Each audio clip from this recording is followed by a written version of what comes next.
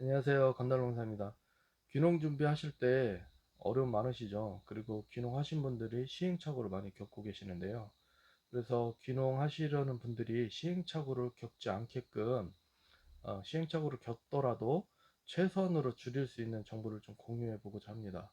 그래서 그 첫 번째로 교육에 관한 얘기를 좀 해볼까 합니다. 교육 시간에 대해서는 얘기 안 할게요. 이미 다 뭐 농업교육 포털이나 이런 데서 받을 수 있는 것들을 다 아니까 그런 것들을 넘어가고, 농가에 방문을 했을 때 많은 분들이 실수하는 것들이 있어요. 그게 뭐냐? 바로 매출액 얼마. 이거 사실 중요하잖아요. 매출액보다 실제로 얼마나 버는 게 더 중요한 거죠. 그렇잖아요? 매출은 엄청나게 높은데 실제로 남는 게 없으면 그게 뭐 의미가 있나 하는 생각이 안 드나요? 저는 들더라고요. 그래서 평당 단가를 계산할 수 있어야 돼요, 여러분들이. 평당 단가를 계산하려면 좀 더 디테일하게 보는 시선이 필요한데, 많은 분들이 농가에 방문해서 보면 하우스 얼마 줬어요? 이게 끝이에요. 기타 뭐 특이한 시설이 있으면 저 시설은 얼마예요? 이게 끝이에요. 과연 그럴까요? 예를 들어서 가온을 하는 그 비닐하우스에 갔다고 쳐볼게요. 시설이 얼마가 들었나 이런 것도 중요하지만, 여기서 봐야 될 거는 가온을 할 때 드는 비용이 얼마인가. 이거 무시 못해요. 엄청나게 커요. 이건 귀농자금으로 집행 못합니다. 내 돈으로 집행해야 되는 거지. 그리고 공통적으로 또 실수하는 것들이, 어떤 농가에 자꾸 방문을 해서 자기가 많이 배웠다고 해요. 그래서 자기가 굉장히 많이 안다고 생각을 해. 근데 모르는 게 있어요. 그게 뭐냐? 세팅된 농가에 가서 세팅된 상태에서 작업을 하잖아요. 그러면 이때 이거 하고 저때 저거 하고 요때 요거 하고 이거밖에 안 돼요. 그런데 내가 하려면 아무것도 없는 상태에서 그걸 만들어야 되는 거예요. 그걸 만들려면 필요한 도구들도 있을 테고 재료들도 있을 테고 장비도 써야 되고 사람도 써야 되고 뭐 이런 여러 가지를 써야 되는데, 그 돈이 가랑비에 옷 젖는다고 어마어마하게 들어가요. 예를 들어서 기본적으로 뭐 철사도 필요하고 끈도 필요하고 망치도 필요하고 벤치도 필요하고 삽도 필요하고 하겠죠. 하다 보니까 드릴도 필요하고 관수하려니까 관수관도 필요하고 스프링클러나 스틱이나 뭐 이런 것들이 필요하겠죠. 그 돈들이 수백만 원이 깨질 수 있어요. 얼마 안 되면서 조금씩 나가면서. 그런 것들은 사람들이 생각을 안 해요. 인건비 얼마나 들어갈지. 그리고 그 농장을 세팅하기 위해서 나 혼자 해야 되는 일들이 되게 많아요.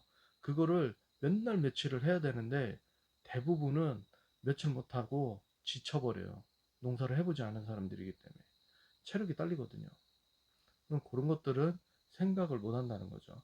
그리고 A농가, B농가, C농가 여기를 방문했어요. 내가 어떤 작물을 결정을 한 상태에서 A농가, B농가, C농가를 방문을 했습니다. 그러면 다 다른 말을 해요. 근데 그 말이 틀렸을까요? 아니에요. 다 맞았어요. 그런데 다 틀렸을 수도 있습니다. 왜? 나하고 안 맞을 수 있으니까요. 내 재배 환경과 그 사람 재배 환경이 같을 수는 없어요. 그리고 이 작물에 대한 특성을 좀 알아야 되는데, 예를 들어서 나는 강원도 철원에서 작물을 재배를 하려고 그래요. 그런데 이 작물을 재배하는 농가들이 전부 다 전라도나 경상도, 남해안 근처에 있어요. 될까요? 쉽지 않겠죠. 그런데 못할까요? 아니에요. 할 수 있는 방법이 있죠. 시설 재배를 하면 되니까. 어떻게 하느냐에 따라서 재배가 가능할 수도 있고 가능하지 않을 수도 있고, 그리고 출하 시기가 늦어질 수도 있고 빨라질 수도 있고, 그리고 그분하고 나하고 재배 방식이 다르기 때문에 그 얘기가 맞을 수도 있고 틀릴 수도 있는 거예요. 그래서 농가를 방문하기 전에 내가 재배하고자 하는 작물의 특성과 그 작물이 재배할 때 필요한 영양소, 그리고 재배 방식이 어떤 게 있는지 미리 다 공부를 하고 웬만큼 지식이 있는 상태에서 간다면, 해당 농가들이 거짓말을 치는지 나한테 사기를 친 사기꾼들 되게 많아요. 그리고 나한테 장사해 먹으려고 뭐 팔아먹으려고 밑밥 까는 사람들도 있고, 그런 사람도 구분됩니다. 그리고 나한테 정말 잘 알려주는 사람, 그런 사람들도 구분이 돼요. 그런데 수확철, 특히 과일 같은 거는 수확이 며칠 동안 이루어지잖아요. 그런 때 가는 건 좀 민폐일 수는 있어요. 그래서 그런 것들은 좀 고려를 하되 미리 공부를 하고 가면 사기꾼들, 그리고 대충 얼버무리는 사람들, 그리고 내가 정말 믿고 따를 수 있는 사람들, 이런 사람들이 구분이 됩니다. 그렇기 때문에 미리 공부를 해야 되고, 작물에 대한 공부를 하기 전에요, 농사에 대한 전반적인 공부를 했으면 좋겠어요. 토양, 그리고 비료, 뭐 미생물, 뭐 이런 여러 가지 요소들을, 전반적인 요소들을 공부를 하고 가는 게 훨씬 더 좋아요. 왜냐면 어떤 작물에 대해서만 집중적으로 막 공부를 하신 분들은 그거밖에 몰라요. 그래서 좀 더 이상하게 이거 써도 되나? 저거 하면 될까? 이런 고민이 생겨요. 그래서 물어봐요, 다른 사람들한테. 항상 이렇게 물어보고 답만 얻는 거는 해결책이 안 됩니다. 그러다 보면 싸움만 나요. 어떤 사람이 이거를 썼는데 괜찮다더라. 그런 거는, 이것도 지금 유튜브를 찍고 있는 거지만, 유튜브나 뭐 이런 블로그 퍼다 옮기는 사람들, 그런 것들을 일단 거르세요. 그게, 이거를 써도 돼요? 물어봤는데, 유튜브에서 이걸 썼는데 문제가 없대. 그럼 써도 되는 거네? 예. 진짜 중요한 건 써도 되는 거네가 아니라 효과가 있느냐예요. 근데 그 효과가 정말 그것만 써서 효과를 본 건지, 아니면 다른 거를 썼기 때문에 효과를 본 건지는 정확하게 몰라요. 그냥 그 사람이 이거 썼으니까 괜찮다 하고 그 사람이 그걸 믿고 얘기를 하는 거지, 근거는 없다는 거죠. 변수가 너무 많아요. 그래서 그거를 믿을 수 있냐 없냐, 저는 못 믿겠어요.